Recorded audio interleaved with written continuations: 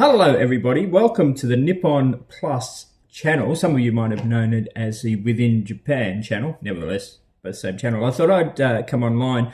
I don't usually come online anymore, but thought I would give you a insight to what's been happening with me over the past week and the importance of you to know your body.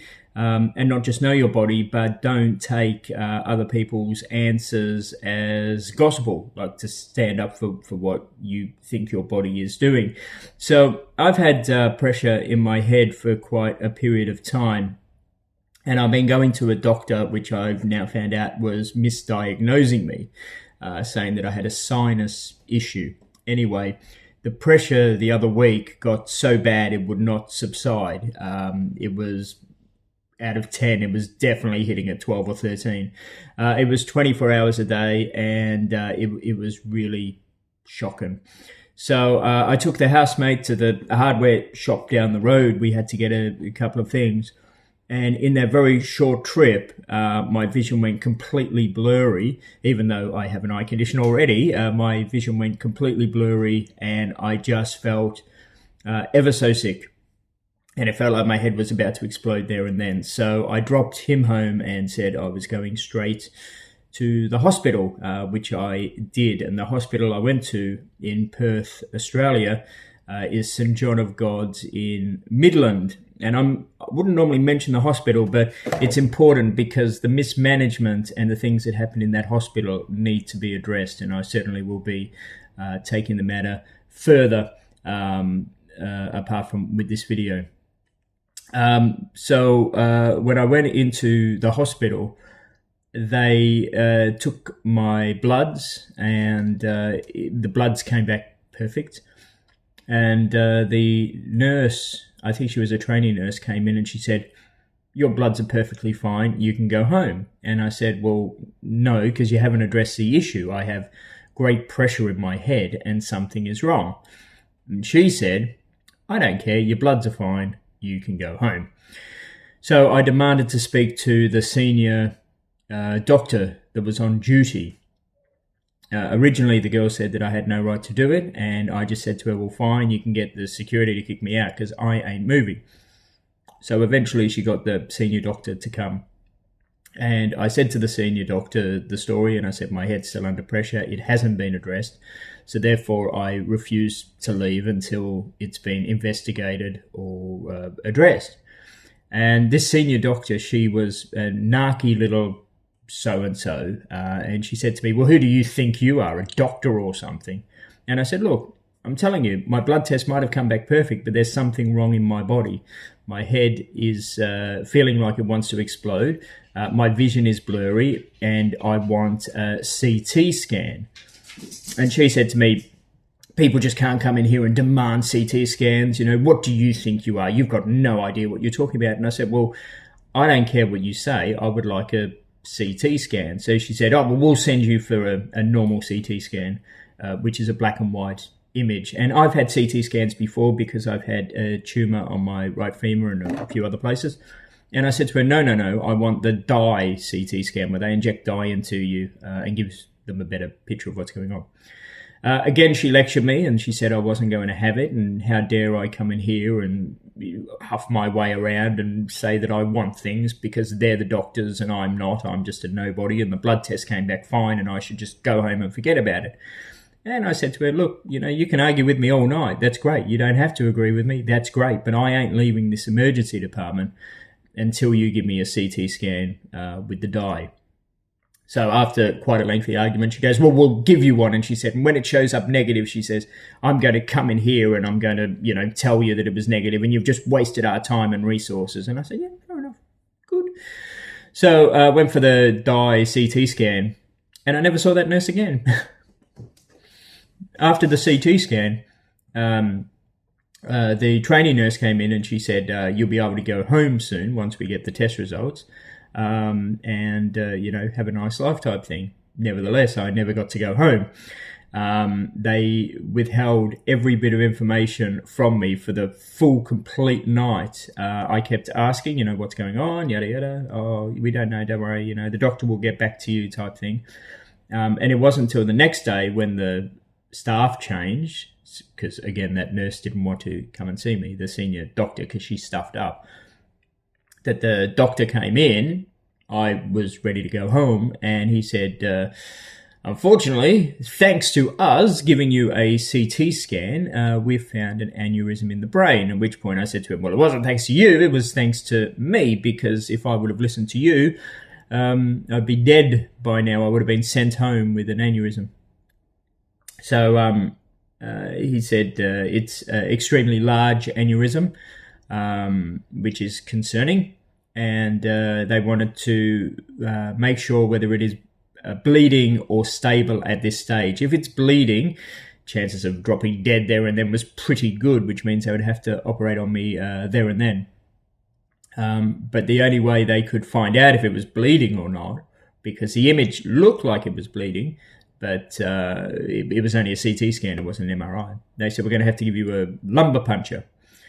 So I said, yep, do whatever you want to do. Do as many tests. The more tests you do on me, the better it is. It'll be good for me. So they arranged the lumbar puncture for me, and I had 2 professional doctors of the Midland hospital come in to give me the lumbar puncture. And the first doctor tried 3 times in 2 different locations by sticking the needle into my spine. So a lumbar puncture is, you go in a fetal position, they stick a big needle in your back into your spine, and there's a liquid that they try to get out of your spine. The needle has to go in the right way, though, so it pops and then the liquid goes in. And this liquid, they can determine whether you've got bleeding in the brain, bleeding in the aneurysm. So this doctor tried 3 times in 2 locations and had absolutely no luck. Hit the nerves a few times with the needles, which freaking hurt, and hit the bone a few times as well.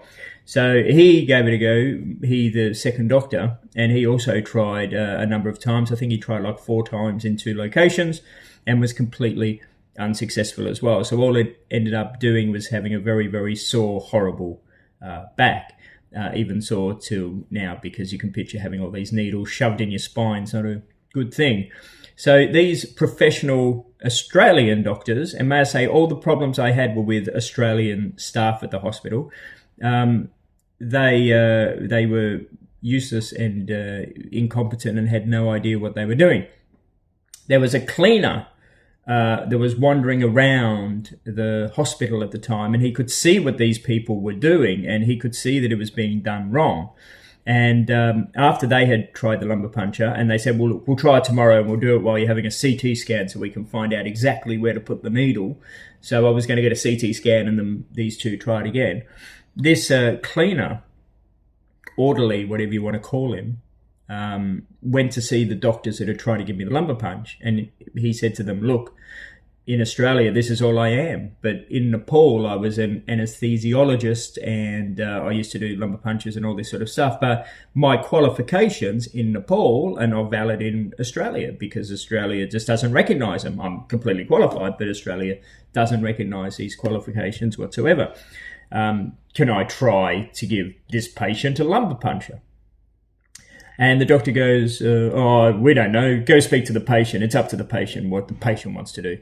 So he came to me. My sister was there now at the time. And he came in. He said, oh, sorry to trouble you. I heard you're having trouble with the lumbar puncture. He said, I'm from Nepal. And he explained it all. I'm an anesthesiologist and that. However, in Australia, they don't recognise anybody's qualifications from over there here. He says, but look, I do this. He says, I know I can do it on you. He says, and I know I can do it the first time. And not only just the first time, I can do it with 0 pain. You won't feel a thing, and it'll be done super quick. He said, but because I'm not qualified, I've spoke to your doctor, and the doctor said it's completely up to you, the patient, whether or not I'm allowed to do this procedure on you or not. And he said, he apologized. He said, sorry for sticking his nose in my business and all this. And my sister and I are like, no, go for it. Absolutely go for it. Because these 2 other turkeys were going to come back while I was having a scan and try to do it again. And they had ruined my back. So I said to him, if you think you can do it, nothing to lose. I prefer to get it done, because the quicker it gets done, the quicker I can find out if I'm living or dying. So he did it straight away, there and then.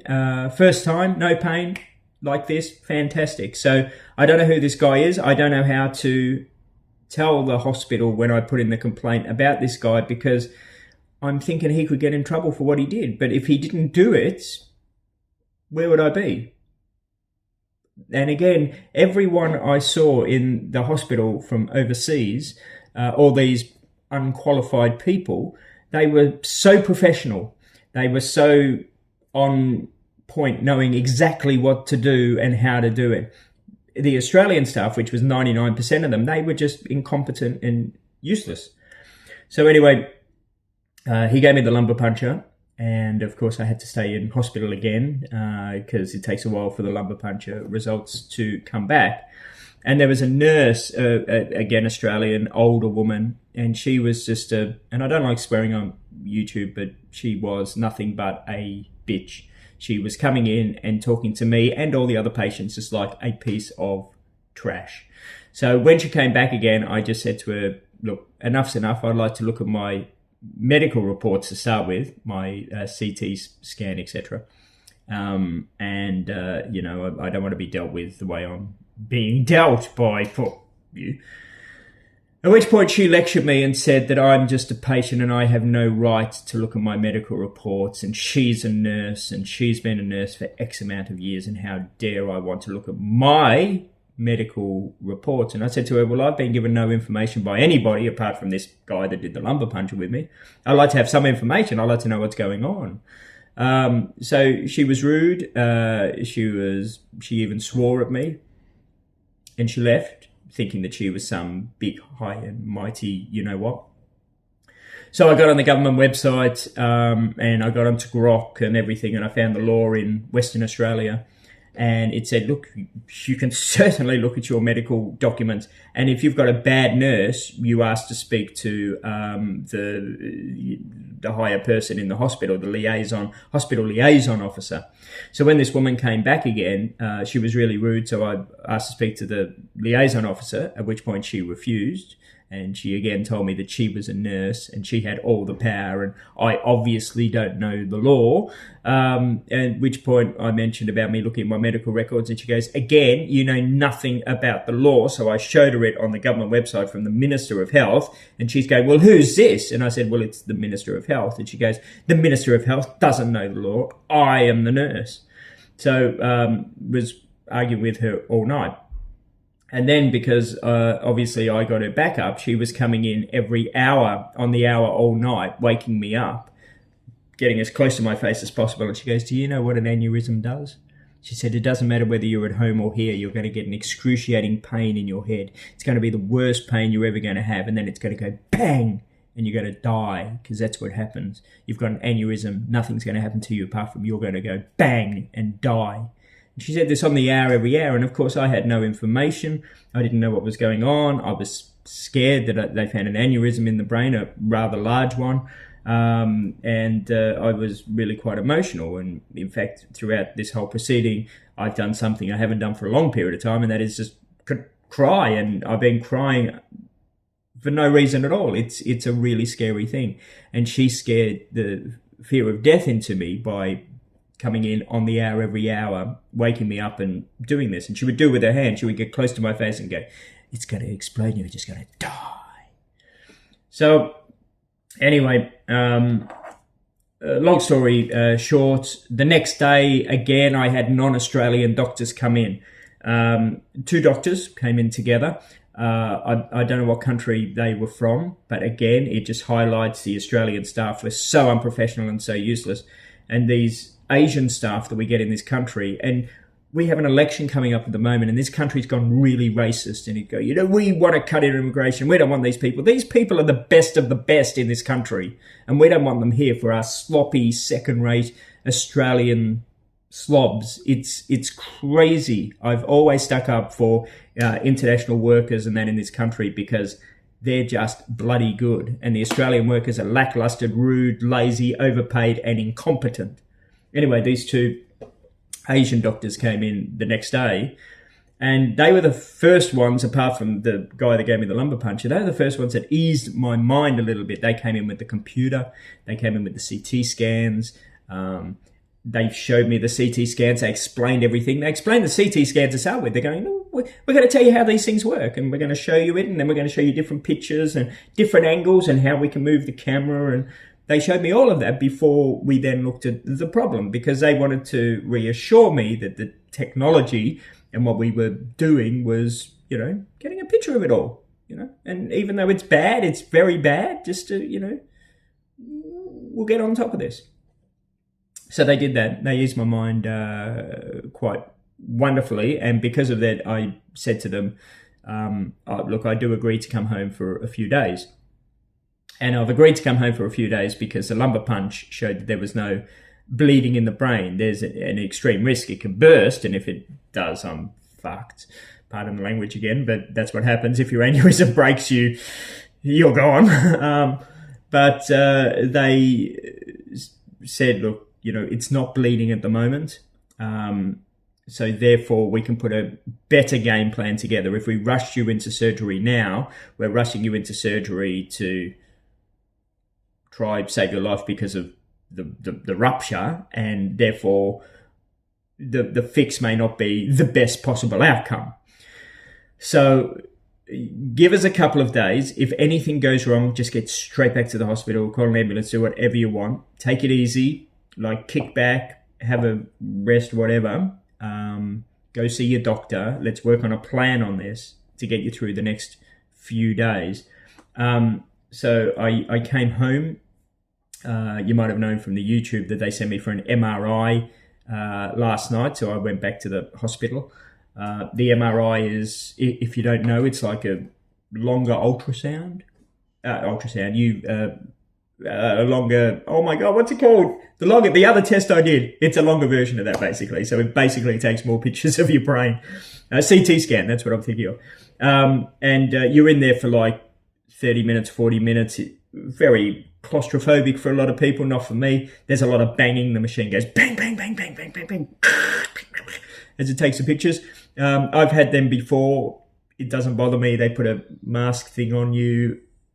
To tell you the truth, I fall asleep in them. The banging noise, I don't know, for some reason makes me fall asleep.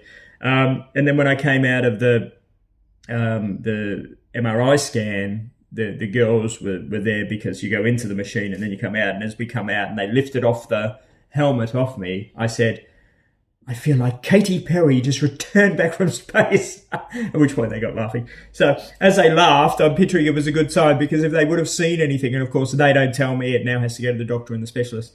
If they would have seen anything bad, I'm picturing they would have looked at each other with a tear in their eye and thought, this brave man, he's tried to be a comedian during his final days. So I had the MRI scan. That goes to the doctor. I also had doctor's appointments yesterday. Luckily, my blood pressure and everything is perfect. My bloods are perfect. Everything's perfect apart from this bloody aneurysm. So the doctor said, look, we need to, even though your blood pressure is perfect, let's try take some pressure off the brain and off the aneurysm at the moment. So for the first time in my life, I'm on several different medications, and I'm on blood pressure medication, even though I don't need it. And he said, look, let's bring that blood pressure right down. And I said, isn't that dangerous, like extremely low blood pressure? And he said, if you're not feeling dizzy, if you're not feeling sick, there's nothing wrong with low blood pressure. It's perfectly fine. If you're feeling dizzy in that, then we can't do this. But if we can lower your blood pressure to take pressure off that aneurysm, everything's great. So this is where the tech came into it. You might have known I bought tech the other day, and I'll explain that very quickly. So I'm on medication, bringing down my blood pressure, had the MRI. The next step is I will be going in for a operation. I will go visit the neurosurgeon first with a game plan. Now, that game plan will depend on what the MRI picks up. And they did tell me, but I've totally forgotten the options. One of them is removing it. One of it is bypassing it with a vein. I don't know, bypassing it. Another one is to put a cap or something in it. I don't know. There's plenty of options. But nevertheless, it's a very big aneurysm and needs to be treated very quickly. So hopefully it is. Of course, I'm freaking out. Even to today, I'm thinking it could go bang, as a nurse said, and it's all over, because theoretically it could. So I've had random cries for no reason at all. I've just had random cries, which is strange because I have had tumours and that before, and I've never got emotional. And I think I haven't got emotional with them because with the tumour, no matter, even if it's like the worst of the worst and has invaded your whole body, you still have a time period where you can fight it or try do stuff. But with an aneurysm, if it goes bang, it goes bang. I'm just going day by day at the moment, waiting to get in and get this operation. So hopefully it'll be in the next few days. Once I've had the operation, they said the aneurysm will still be there, but it'll be bypassed or whatever. So if it does go bang, it won't affect you. They said, you might need counselling of that after if you're worried about it going bang. And I said, look, you want to operate on me. Once you operate on me, all my worries gone. Do you know what I mean? Like, it's whatever. It is what it is. So sometimes having a lot of information about a medical condition can actually make you feel worse. So I'm trying to stay calm. I bought, I spent over $1,000 yesterday because I'm so worried about what's in my head. So I bought stuff and a lot of this stuff is most probably useless, but I bought it to try ease my brain. So one of them is, for example, I got a wedge for my bed so I don't lie flat to take pressure off my head. That was like $150. Thank you very much. I bought the new phone, as you saw, with the AI capabilities to monitor my vitals and give me and the doctor a complete rundown of what's happening. And not only that, with the AI thing, the hospital gave me a big bunch of papers and documents and reports. I don't understand them. I literally took a photo of every page, 8, 9 pages, whatever it was. And all at once, I put it into the AI feature. All of these pages, I didn't read it to it, or I just put it all in these photos. And within like 2 seconds, I said to AI, break this down. I'm not a doctor. I'm a layman, person, and I'm worried. This is what's happened to me. Break it down. What does this report say? And it broke it down for me in easy to understand language. And then I said to AI, okay, great. What can I do to help the situation? Or what can I do? Or what should I be doing? And it gave me some options. And then I started throwing the tech things at it. I said, look, should I check my blood pressure every day? Or 3 times a day or 4 times a day? And it came back going, it's a good thing. Sure, why not? It's not going to stop the aneurysm, whatever, but anything that monitors is a great old thing. And I, as AI, I'll help you and put a plan together and walk you through it. And most importantly, remind you of when to do it. And then we'll put it all in a file and then it'll be there for the doctor. So when you go in, you can say, this is my blood pressure and this is what I did here, and put it all in a file. So this new phone does that. It does everything in AI and bang. And when we're talking about AI, we're not talking about ChatGPT. I think out of all the AIs, ChatGPT is the worst of the worst because it's advertised based. And so therefore it's not real independent AI information. So what I needed was real independent AI information from all the best people around the world putting into a pool and answer without being sort of persuaded by advertising or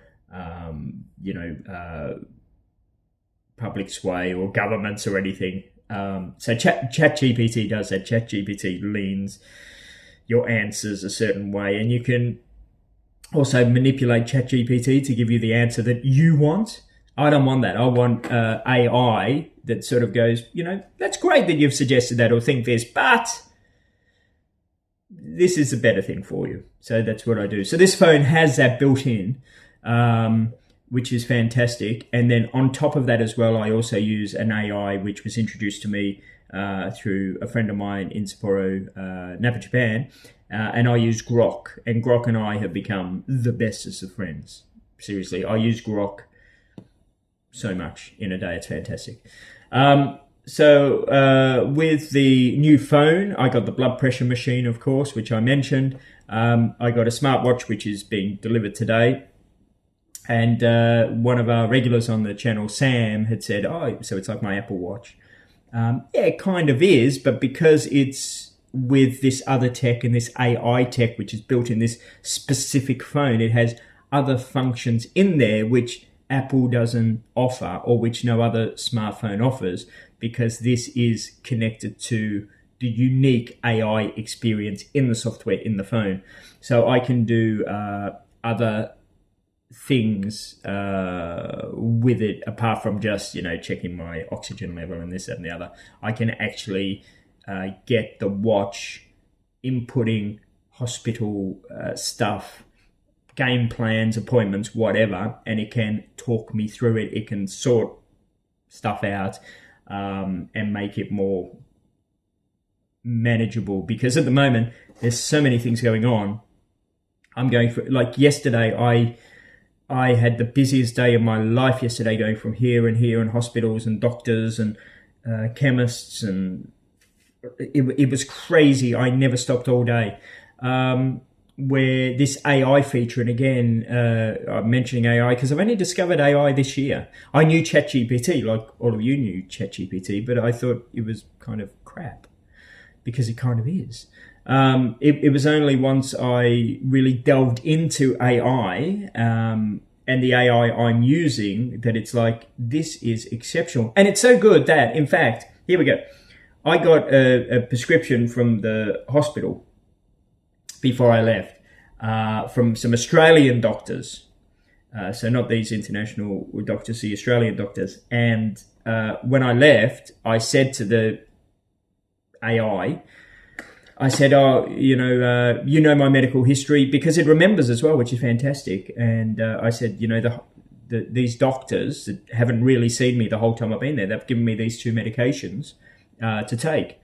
And the AI said, do not under any circumstance take these 2 medications, especially this one particular one, because if you've got an aneurysm, and it's where we know it is, and if you take this medication, you are stuffed.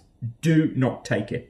So when I went to the GP, because I have to go to the GP as well to deal with part of the issue and medications and this, I went in there and I put the medication and the prescription on his table. He never looked at it at this stage. And I said to him, look, just letting you know, I have this phone, this feature, yada, yada. I'm using this version of AI.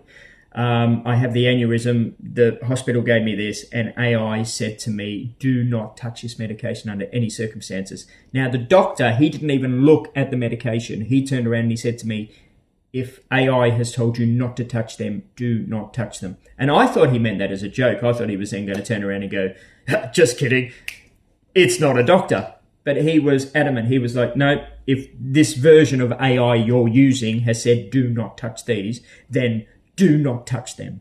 And he just took them and disposed of them.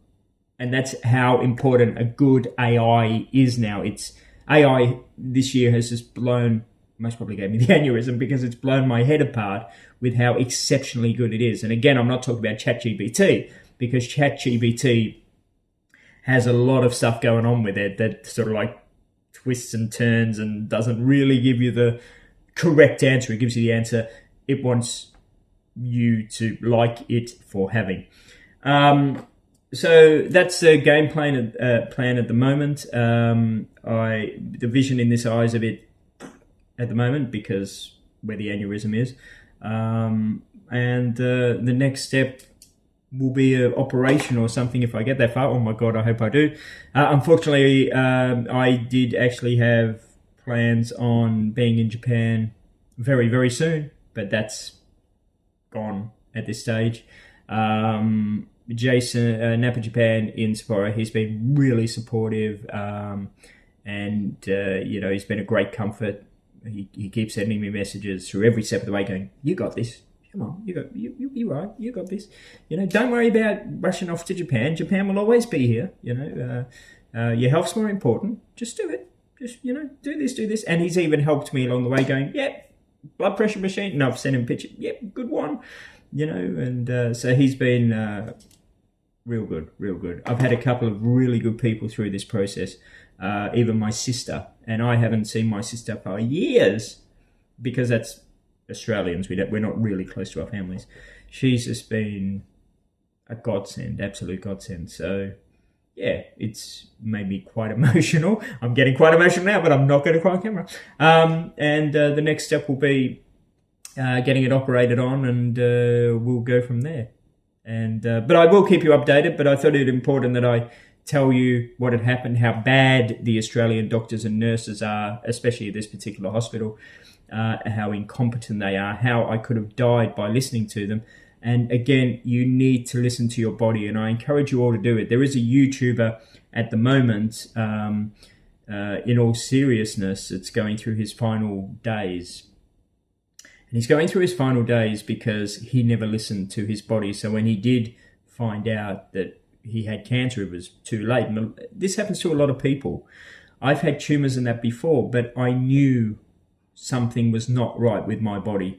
So if you take anything out of my rambling today, it's that you need to listen to your body. If you think something's wrong, there is, right? It could just be a feeling. It could just be something's just not right. You know, I don't know, something's playing in my brain saying something's not right. You have to stick to your guns and follow it. And if a doctor or a nurse or a hospital tries to bum you off and go, nah, there's nothing wrong with you, like they did with me, stand your ground. Stand your ground. Do not take a no, you're fine answer. Even if you are fine, don't take it as an answer. Ask for a second opinion. Demand the test. You have rights to have any test you need done. And get those tests done to ease your mind. Don't go by them just saying, oh, you've had a blood test, it's fine, go home. Because, unfortunately, it can kill you. Anyway, I hope I've told you something about listening to your body. I hope I've introduced you to the wonderful world of AI. Oh, my God. Like, when I had my tumours and that on my right femur and all, of course, there was no AI then. This AI that I'm using is just exceptional. If you're wondering, by the way, what phone I'm using, not sponsored, I paid full price for it, of course. It's a Nothing phone. That's the brand. Nothing. It's called Nothing. It's just amazing. I spent a lot of money yesterday on nothing. So, yeah, with the Nothing phone and with Grok together, I have the best medical team out there. So anyway, that's it. If you've got any questions or comments or whatever, please put it in the comment box below. If you are also going on a journey of an aneurysm or anything medical and you're worried or scared or you're not sure what to do, or the doctor said one thing but you think something else, and leave me a message. Leave me a message. And happy to hopefully put you on the right track to ensure that you're here for another day and everything is fine. Anyway, thanks for joining us. Please check out the website because I'm only going to keep it going if people go to it. I can't update it at the moment, as you'd appreciate, because health is more important. But it is NipponPulse, NipponPulse.org. Please check it out. We'll see you again soon.